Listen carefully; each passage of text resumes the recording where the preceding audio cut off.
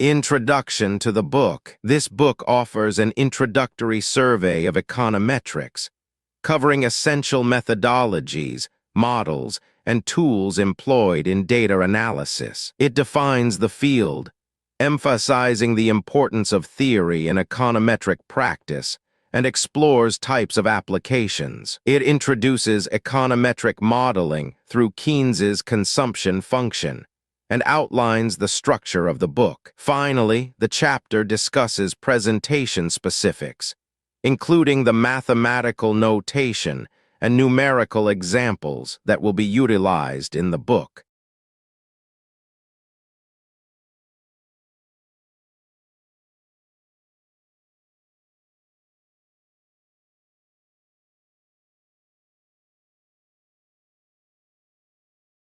The paradigm of econometrics. In the inaugural issue of Econometrica, the Econometric Society emphasized its mission to unify theoretical quantitative and empirical quantitative studies in economics, similar to methodologies in natural sciences. It clarified that econometrics should not be conflated with economic statistics, general economic theory, or merely the use of mathematics in economics. Each of these perspectives contributes to understanding economic relations, but only their unification encapsulates the essence of econometrics.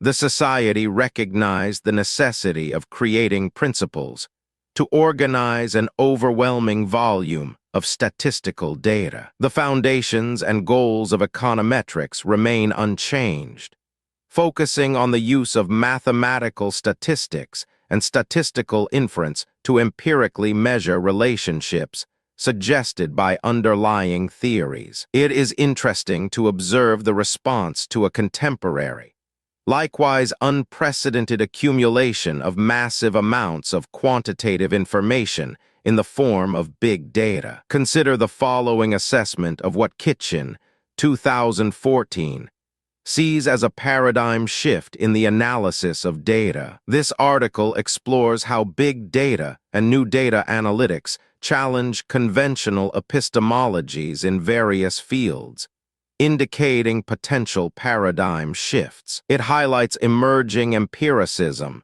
that suggests a shift from theory to data-driven science and developments in digital humanities and computational social sciences. The authors argue that these innovations are disrupting research methodologies and emphasize the need for critical reflection on the epistemological consequences of the evolving data landscape, a discussion that has only just begun.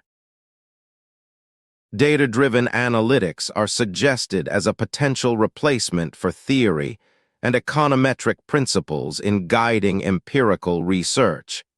As highlighted in a forthcoming examination of ordered choice models in Chapter 18 and Varian, 2014, this shift is influenced by significant computational advancements unavailable to Frisch. The effectiveness of this new paradigm may depend on the questions asked and the potential for revealing details of the data-generating process without a theoretical foundation. The article emphasizes the importance of underlying theory in empirical research, which remains a cornerstone of econometric methodology, while the narrative of big data analysis continues to evolve. The role of econometrics in economics has significantly increased, as demonstrated by the Nobel Prize in Economics awarded to various econometricians over the years. Notable recipients include Ragnar Frisch, 1969,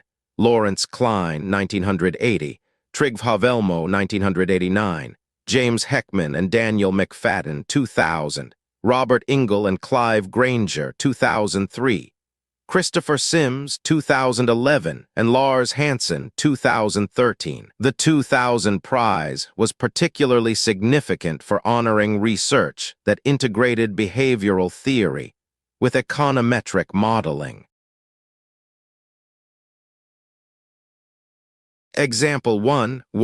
Behavioral models and the Nobel laureates. The pioneering work by both James Heckman and Dan McFadden rests firmly on a theoretical foundation of utility maximization. Heckman's framework starts with the standard theory of household utility maximization over consumption and leisure, highlighting how the demand for leisure influences the supply of labor. When home production is included, the model suggests that desired formal labor hours can become negative. A key factor is the reservation wage, which determines participation in the formal labor market. Firms set market wages based on age, education, and experience, leading to insights about labor supply behavior. However, observed data on formal labor markets may not represent the entire population, limiting what can be inferred from market wages and hours worked. Heckman's insights on the implicit truncation of wage and hour distributions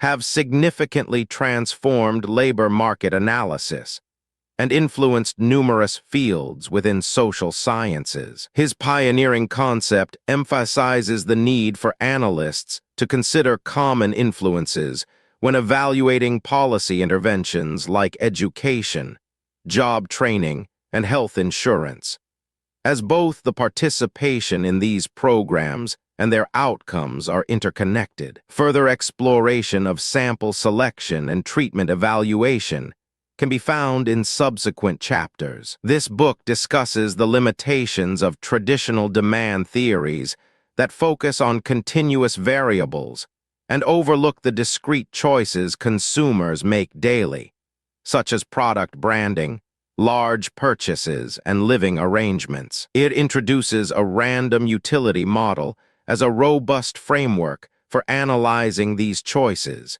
emphasizing the significance of income and relative prices. Key questions include what insights can be gained about consumer preferences from discrete choices, the assumptions necessary for inference about these preferences, and the statistical models applicable for drawing such inferences. The text references McFadden's influential work in modeling commuter travel choices as a foundational aspect of empirical research in this area, which will be explored further in Chapter 18.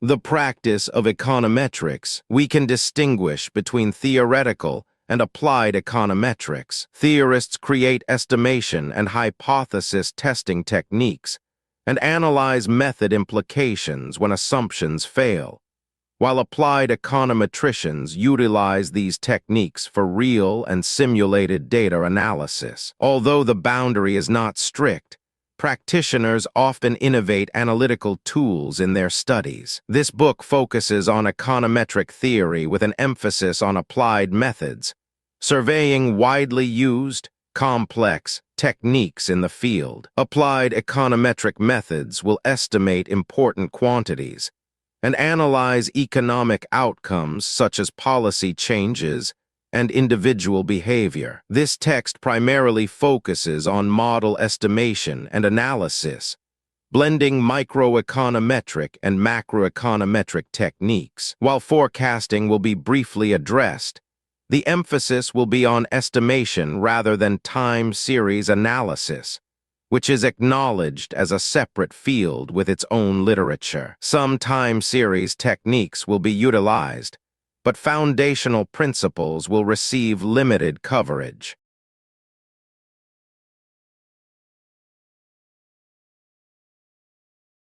Microeconometrics and macroeconometrics. The connection between behavioral models and econometrics is strong, highlighting a distinction between microeconometrics and macroeconometrics. Microeconometrics focuses on cross-section and panel data, examining individual consumers, firms, and decision-makers. Practitioners utilize microeconomic theories such as utility maximization and market equilibrium to address complex questions requiring detailed analyses. A few applications are as follows. What are the likely effects on labor supply behavior of proposed negative income taxes? Does attending an elite college bring an expected payoff in expected lifetime income sufficient to justify the higher tuition? Does a voluntary training program produce tangible benefits? Can these benefits be accurately measured? Does an increase in the minimum wage lead to reduced employment? Do smaller class sizes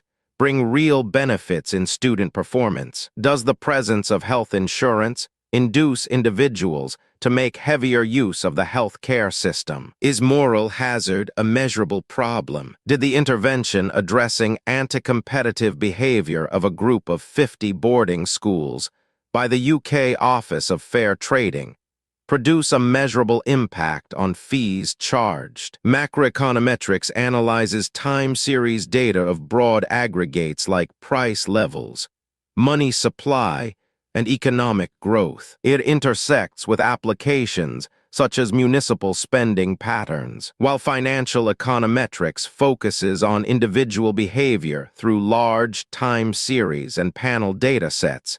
It is not the focus of this book. Macroeconomic model builders rely on the interactions between economic agents and policymakers. For example, does a monetary policy regime that is strongly oriented toward controlling inflation impose a real cost in terms of lost output on the U.S. economy? Did 2001 largest federal tax cut in U.S. history contribute to or dampen the concurrent recession? Or was it irrelevant? Each of these analyses would depart from a formal model of the process underlying the observed data. The techniques of econometrics are increasingly used across various fields such as political methodology, sociology, health economics, medical research, environmental economics, economic geography, and transportation engineering, among others. Professionals in these disciplines extensively apply the methods outlined in this book.